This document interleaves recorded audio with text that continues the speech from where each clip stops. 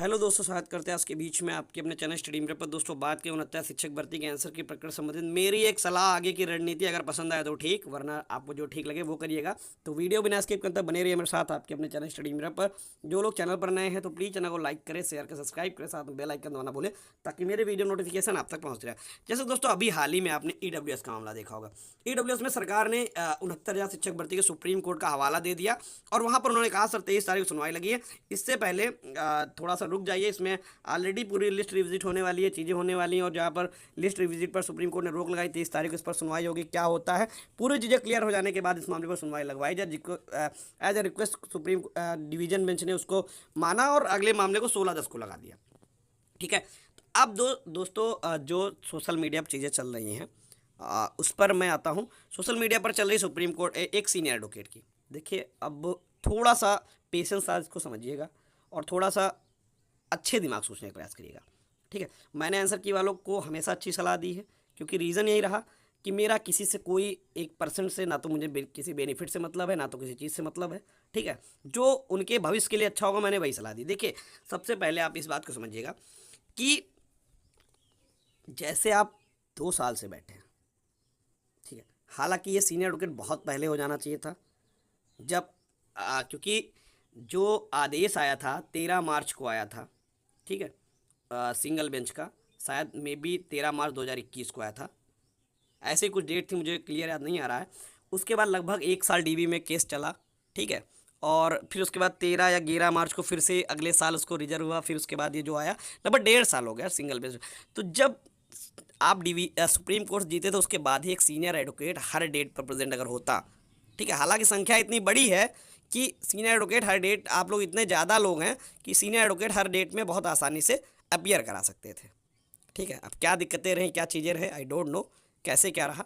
ठीक है, लेकिन अगर सीनियर एडवोकेट उस टाइम पे रहा होता तो निश्चित तौर पे वहाँ पर ये मेरिट का बहाना चीज़ें, वहाँ पर अपनी चीज़ों को ये रख देते सीनियर एडवोकेट कि जो भी चीज़ें चल रही हैं उसमें कोर्ट के निर्णय के अधीन करते हुए इनको नियुक्ति दी जाए। सुप्रीम कोर्ट से ऑलरेडी जीते हैं, ये न्यायिक प्रक्रिया है, हो सकता है कितनी लंबी चल जाए, तब तक बच्चों का भविष्य कहाँ जाएगा, या फिर शिक्षा की जो उसका हवाला देते हुए कि बच्चों का जो भविष्य है वो ख़राब हो रहा है उन शिक्षकों की कमी की वजह से। तो ये सारी चीज़ें रखी जा सकती थी अगर सीनियर एडवोकेट होता, हो सकता था वो बखूबी इस पर बहस करते हो, बहुत अच्छे से इस बात को कोर्ट को कन्विंस भी कर लेते हैं निश्चित तौर पर।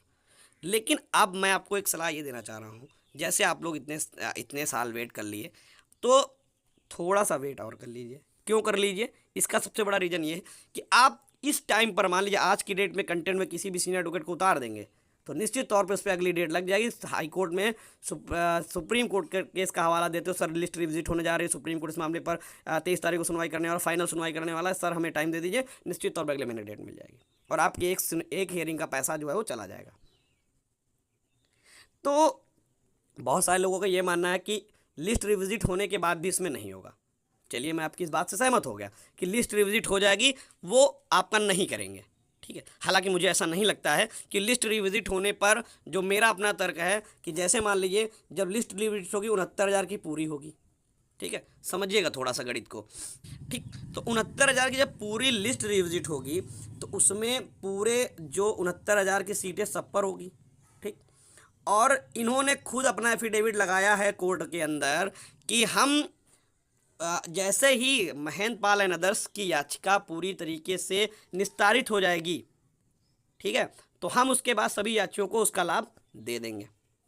ठीक है, तो वहाँ पर जब उनको लाभ देने की इन्होंने बात कही तो सबसे बड़ा जो पॉइंट आ रहा है कि अगर मान लीजिए 69 की लिस्ट को रिविजिट कर दे रहे हो, आंसर की को नहीं ले रहे हैं, आंसर की को नहीं ले रहे हैं, तो ये बताइए कि जब आंसर की को लेंगे नहीं और यहाँ पर पूरी लिस्ट रिविजिट करके पूरे 69,000 को एक बार एडजस्ट कर देंगे, तो जो उन आंसर की के हाई गुणांक अभ्यर्थी होंगे वो इस लिस्ट में नहीं आएंगे। तो जब 69,000 फिर से एक बार भर जाएगी तो फिर सीटें कहाँ से लाएंगे, क्योंकि जो 69,000 में 6800 की सूची जारी हुई थी, ठीक है, उससे भी हाई गुणांक के अभ्यर्थी बाहर बैठे जनरल ओबीसी एससी के, तो वो कहाँ जाएंगे? क्या 69,000 में फिर पदों की संख्या नहीं घटेगी? तो जब इस पर ये चीज़ें होंगी लिस्ट रिविजिट का, तो वहाँ पर आंसर की को मेरा अपना मानना नहीं छोड़ सकते, बिल्कुल नहीं छोड़ सकते, उनको लेना ही पड़ेगा वहाँ पर। रही बात जिला आवंटन की और रिजल्ट की, देखिए रिजल्ट को लेकर आप सभी लोग जो परेशान हैं, देखिए रिजल्ट हो सकता है ना भी जारी हो, एक सूची जारी हो जाए, 1000 लोगों की या 1200, जितने भी लोग मतलब मेरिट में आ रहे हो उनके सबके नाम हो, सीरियल वाइज नंबर लिखा हो, उनके सबके नाम हो जाएं। और उसके बाद आप अपने नंबर, जैसे आप काउंसलिंग कराने जा रहे हैं, आपने नंबर के आगे हाईलाइट किया, सर ये देखो मेरा नाम है, आप काउंसलिंग में आगे बढ़ जाएं। आपके सामने उसका नाम लिखा हो, उसके सामने नंबर भी सबके लिखे हो, ऐसे करके एक लिस्ट आ जाए, कोई बड़ी बात नहीं है।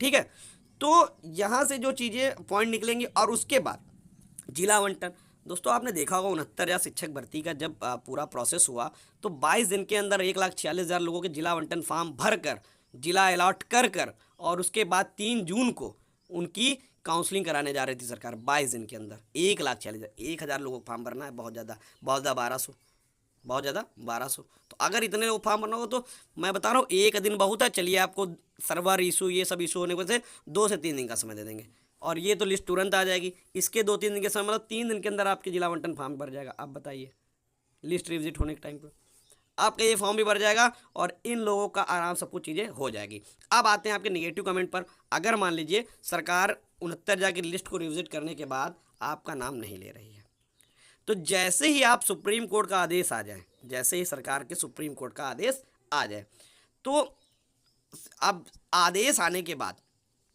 आप तुरंत सचिव या बेसिक शिक्षा सचिव, पीएनपी सचिव, निदेशक, आपके मुख्य सचिव, प्रमुख सचिव, आप उनसे मुलाकात कर सकते हैं। आप चाहे तो एक शांतिपूर्ण धरना भी कर सकते हैं कि हमारा भी इस लिस्ट में नाम हो, SCRT के पास। ठीक है, आपकी हमारा लिस्ट में नाम होना चाहिए, क्योंकि आपने उनका खुद का एफिडेविट कोर्ट में लगाया, आप लोग उसको बहुत आसानी से पा सकते हैं कि उस एफिडेविट में आपने स्वयं लिखा है कि हम अंतिम निर्णय के बाद इसको निपटाएंगे।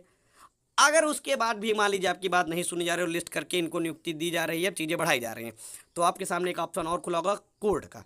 तब आप वहाँ पर अपने सीनियर एडवोकेट को प्रेजेंट करके, ठीक है, सीनियर एडवोकेट को प्रेजेंट करके वहाँ पर इस बात को रख सकते हैं कि साहब, सर ने ये कहा था, विभाग ने ये कहा था कि इस सूची के आने के बाद हम आपकी नियुक्ति कर देंगे और अभी तक ये सूची भी आ चुकी है और आगे प्रोसेस बढ़ने भी जा रहा है, लेकिन हमारे बारे में ये नहीं सोचा। हम लोग सर्वोच्च न्यायालय से जीते हुए हैं, अभी तक हम लोगों के बारे में कुछ नहीं सोचा, 2 साल हो गए। तत्काल प्रभाव से आपके कंटेम्प्ट को आगे कार्यवाही भी बढ़ जाएगी और आपके फेवर में चीज़ें भी हो जाएंगी। ठीक है, तो मेरी ये फ्री की सलाह है। अगर अच्छी लगे तो मान लीजिए, नहीं अच्छी लगे तो जो चीज़ें हो रही वो तो हो ही रही, जो चीज़ें चल रही वो चल रही हैं, जो चीज़ें चलनी है वो आगे चलती रहेंगी, जो लोग कंटेम्प्ट डालना है वो डाल रहे हैं, डालते रहेंगे, ये सारी चीज़ें चलती रहेंगी। ठीक है, तो ये अच्छी लगे तो ठीक। Thank you for watching.